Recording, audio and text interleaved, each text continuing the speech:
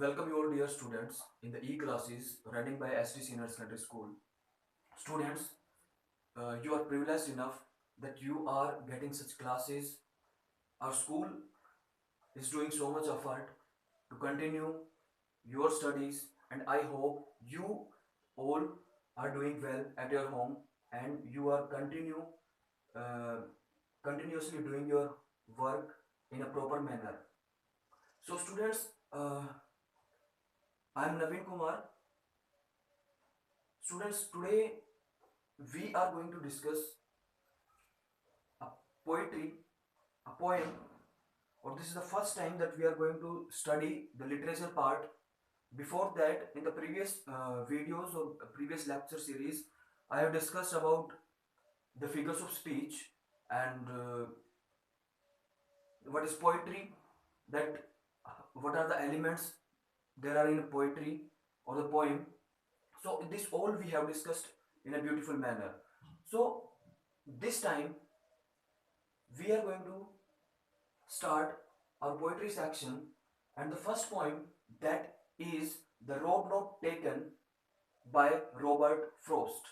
Students, before explaining these lines of this particular poem, I want to tell you something about the poem and the poet. Poet is Robert Frost. He was born in 1874 and died in 1963. He was American poet. Students, इनकी जो writing style है, सबसे पहली बात तो ये American poet हैं. Writing style की बात करें तो ये रियलिस्टिक है. इनकी बड़ी ही जो राइटिंग स्टाइल है वो रियलिस्टिक है, रियल मैनर में लिखते हैं. इन्होंने रूरल इंग्लैंड को बड़े अच्छे तरीके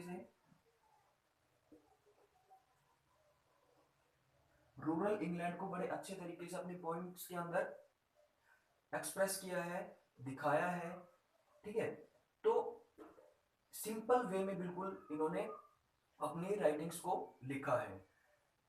अगर और इनके बारे में इंटरेस्टिंग फैक्ट्स की बात करें, अगर पर्टिकुलर इस पोएम के बारे में, चलो बाद में बात करेंगे उस फैक्ट के बारे में. सबसे पहले मैं एक और फैक्ट बताता हूँ. He was 4 times Pulitzer awardee. उनको 4 बार पुलित्जर अवार्ड मिला.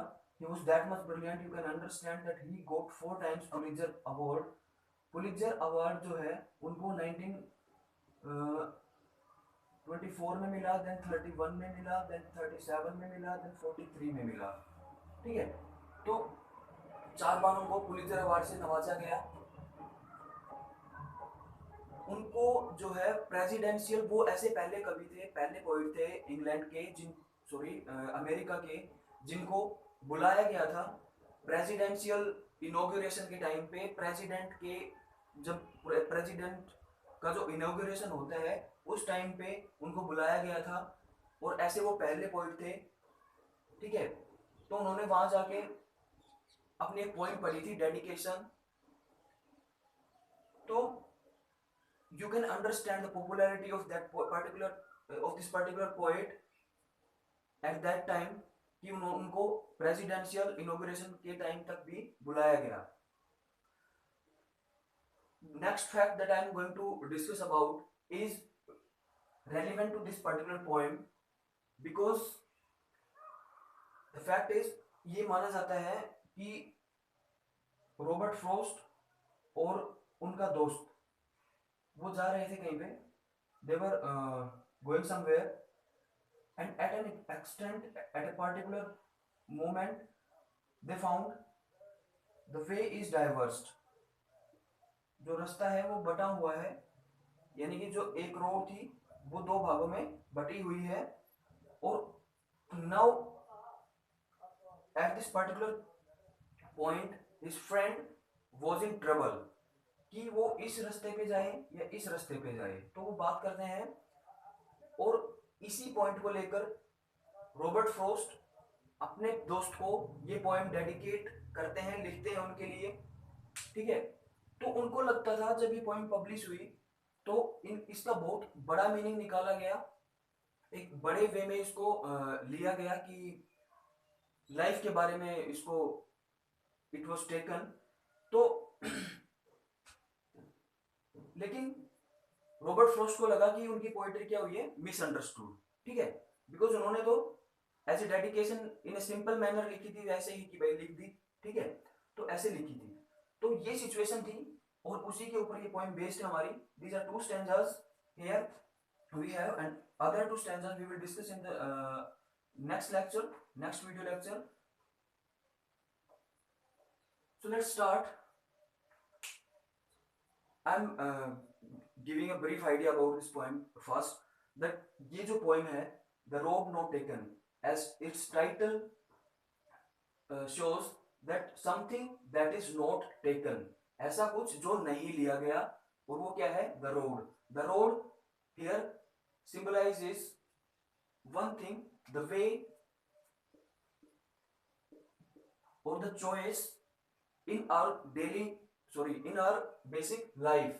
So हमारे जीवन में ये जो पोइट्री है ये बड़ी ही रेलिवेंट है, किसको लेके, अपने जीवन को लेके, क्योंकि हमारे जीवन में बहुत सारी ऐसी सिचुएशंस आती हैं कि हम अपनी चॉइसेस को अच्छे से, चॉइसेस को लेके अच्छे से डिसाइसिव नहीं हो सकते, यानी कि चॉइसेस को हम चूज नहीं कर पाते, और बाद में हमें ये लगता है कि वो चॉइस बेटर थी, हमने ये गलत चूज कर ली, या फिर सही है ये। तो ऐसे ख्याल हमारे मन में आते हैं, और जो हम चॉइस अडोप्ट करते हैं, जो वे हम अब अडोप्ट करते हैं, चाहे वो करियर की बात हो या किसी लाइफ के अदर पार्ट्स की बात हो, वही चीज हमारे फ्यूचर में जाके हमें एक तरीके से फ्रूटफुल होती है, वो चीज, वही चीज हमारे जीवन में काम आती है। तो देखो, इवन कबीर के जो दोहे हैं उनमें भी कहा गया है कि एक डाल दो पंछी बैठे, एक डाल दो पंछी बैठे, कौन गुरु कौन चेला, उड़ जा हंस अकेला। तो स्टूडेंट्स, ऐसी situation even Kabir is showing in his poetry. Kabir जैसे महान संत जो एक डिलेमा में आ जाते हैं कि उनको चूज करने में दिक्कत होती है कि कौन गुरु है कौन चेला है, we can interpret these lines as these lines too, that even Kabir was in dilemma. Robert Frost here also showing same thing, that he was in dilemma on that particular road. तो हम इस चीज को connect कर सकते हैं। So let's start the poetry. Let me read the first stanza. Two roads diverged in a yellow wood, and sorry I could not travel both.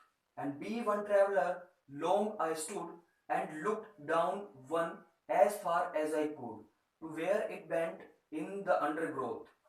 देखिए students, two roads diverged, दो रोड डाइवर्स हो रहे हैं एक point पे, in a yellow wood. Yellow wood means, yellow wood से कवि यहाँ पे बता रहा है कि ये जो येलो वुड है, येलो वुड कब होता है, पीला कब पड़ता है जंगल, जब ऑटम सीजन हो, पतझड़ का मौसम हो, ठीक है। तो पतझड़ के मौसम में कवि जो है कहीं जा रहा है और उसको दो रोड मिलते हैं, ठीक है, जो आपस में बटे हुए हैं अलग अलग डायरेक्शंस के अंदर। एंड कहता है कि and sorry I could not travel both, और कहता है कि मैं दोनों को ट्रेवल नहीं कर सकता। And be one traveller long I stood and look down as one as fair as I could. कहता है कि मैं एक पे चलना चाहता हूं, ठीक है, लेकिन उसको दोनों ही रास्ते क्या लग रहे हैं, सेम लगते हैं, और he want to travel on one path and look down as one as far as I could. और वो वहां खड़ा होके दूर तक देखता है, जहां तक उसकी निगाह जाती है, जहां तक उसको रोड दिखाई देता है, to where it bend in the undergrowth. और उस रोड, उन रोड्स को देखता है कि वो उस अंडरग्रोथ में जाके कहां पर मुड़ते हैं, यानी कि कहां पर बेंट होते हैं, उस दूरी तक देखता है। और अंडरग्रोथ का मतलब है यहाँ पे जो झाड़ियां होती हैं छोटी छोटी बुशीज टाइप, वहां तक उनके अंदर रोड कहां तक जाके एंटर करता है, मुड़ता है, ठीक है। तो this is the first stanza, and the next stanza is then took the other just as fair and having perhaps the better claim, because it was grassy and wanted wear, though as for that the passing there had warned them really about the same. So second stanza, first line is then took the other just as fair. अब वो एक road को choose करना चाहता है, ठीक है, लेकिन दोनों रोड उसको क्या दिखाई दे रहे हैं, सेम दिखाई दे रहे हैं, as fair as the other. So एक रोड दूसरे की तरह और दूसरा रोड उस पहले की तरह सेम दिखाई देते हैं, तो वो थोड़ा कंफ्यूजन में है। And having perhaps the better claim because it was grassy and wanted wear.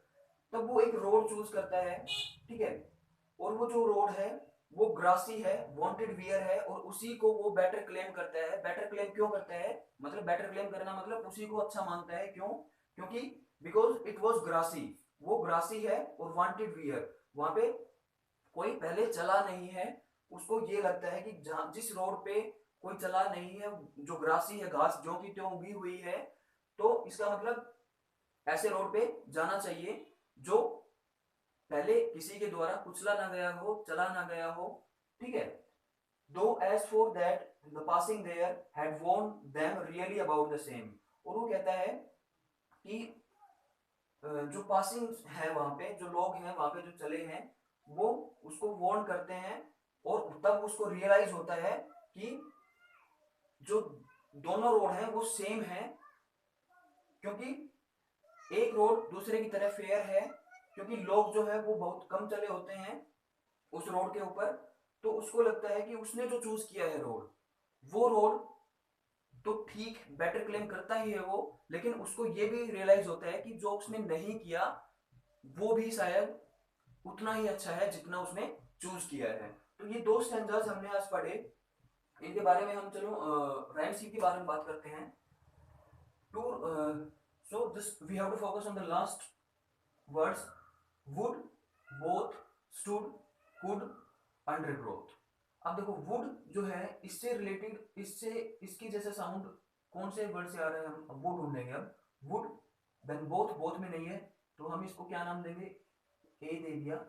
Then इसको स्टूड, इसको और इसको हम सेम देंगे, इसको भी ए दे दिया, इसको भी ए, भी ए नहीं मतलब ए, ठीक है, भी ए वैसे ही बोल रहा हूँ कि इसको also it is denoted as a, और इसको भी ए, और इसको हम क्या देंगे, ए, क्योंकि वुड, स्टूड एंड कुड।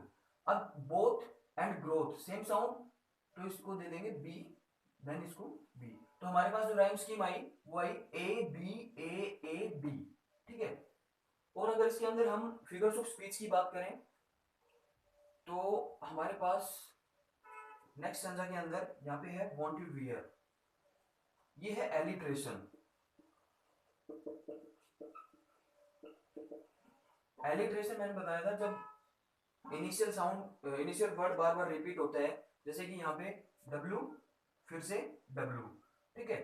तो यहाँ पे इनिशियल साउंड, इनिशियल वर्ड जो है वो बार बार रिपीट हुए, ठीक है, पुनरावृत्ति हुई है शब्दों की, तो हम क्या बोलेंगे इसको, एलिट्रेशन, ठीक है। तो ये हमारे पास क्या हुआ, फिगर ऑफ स्पीच, ये हमारी rhyme scheme, and the same rhyme scheme is here in the second stanza. So आज के लिए इतना ही, नेक्स्ट क्लास में हम अदर टू स्टैंजास को डिस्कस करेंगे, ठीक है। तब तक ये पढ़ना है, अच्छे से समझना है इसको, and thank you, thank you, thank you very much.